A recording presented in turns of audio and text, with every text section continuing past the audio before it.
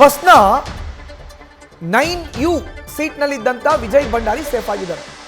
Upper ಬರ್ತ್ನ 9ನೇ number ಸೀಟ್ನಲ್ಲಿ ಇದ್ದಂಥ Vijay Bhandari safe ಆಗಿದ್ದಾರೆ. ಕರೆ ಮಾಡಿ ತಾನು ಸೇಫ್ ಆಗಿರೋದಾಗಿ ಹೇಳಿದ್ದಾರೆ ವಿಜಯ್ ಭಂಡಾರಿ.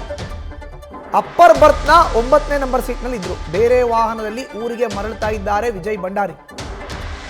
ಕುಮಟಾಗೆ ಬರ್ತಿದ್ದ ವಿಜಯ್ ಭಂಡಾರಿ ಅಪಘಾತದಲ್ಲಿ ಪಾರಾಗಿದ್ದಾರೆ. ಯಾರಿಗೂ ಸಂಪರ್ಕಕ್ಕೆ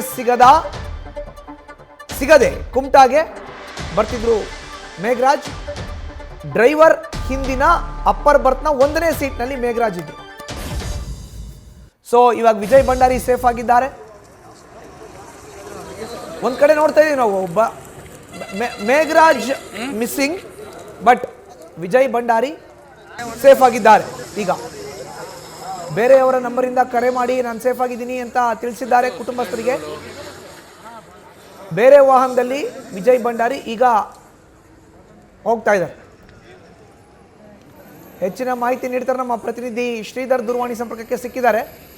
ಶ್ರೀಧರ್, ನೋಡಿ, ಒಂದ್ ಕಡೆ ಮೇಘರಾಜ್, ಮತ್ತೊಂದ್ ಕಡೆ ವಿಜಯ್ ಭಂಡಾರಿ, ಇಬ್ರು ಕೂಡ ಕುಮಟಾಗೆ ಬರ್ತಾ ಇದ್ರು. ಈಗ ವಿಜಯ್ ಭಂಡಾರಿ ಸೇಫ್ ಆಗಿರೋದ್ರ ಬಗ್ಗೆ ಮಾಹಿತಿ ಲಭ್ಯ ಆಗ್ತಾ ಇದೆ, ಬಟ್ ಮೇಘರಾಜ್ ಬಗ್ಗೆ ಇನ್ನೂ ಮಾಹಿತಿ ಲಭ್ಯ ಆಗ್ಬೇಕಾಗಿದೆ. ಹೌದು ಮಧುಸೂದನ್, ಇವರು ಏನು ಇದ್ದಾರೆ, ಬೆಂಗಳೂರಿಂದ ಕುಮಟಾಕ್ಕೆ ಪ್ರಯಾಣ ಬೆಳೆಸ್ತಾ ಇದ್ರು ಸೀಬರ್ಡ್ ಬಸ್ನಲ್ಲಿ.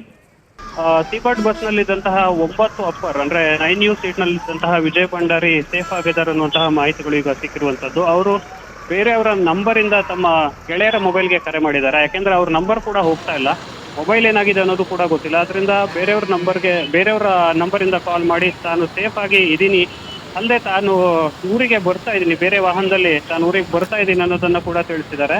ಆದ್ರೆ ಮೇಘರಾಜ್ ಅನ್ನೋರು ಡ್ರೈವರ್ನ ಹಿಂದಿನ ಸೀಟ್ನಲ್ಲಿ ಇದ್ರು, ಅಪ್ಪರ್ ಸೀಟ್ನಲ್ಲಿ 1U ಅನ್ನುವಂತಹ ಸೀಟ್ನಲ್ಲಿ.